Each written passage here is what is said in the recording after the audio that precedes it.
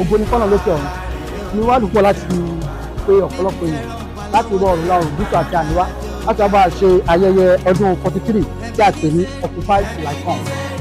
Olúwa ó ní ká ṣàkóso kóhun tó dé, tó a fẹ́ fún wa ní agbára láti ṣàkóso, àánú láti ṣàkóso, ìmọ̀ láti ṣàkóso. Àwọn agbára kan wà tó kò jẹ́ kí wọ́n ṣàkóso.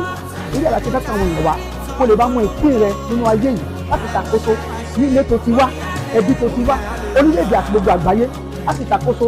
Níbẹ̀ ìtúsílẹ̀ máa wà, ìjáde máa wà, ìbùkún máa wà.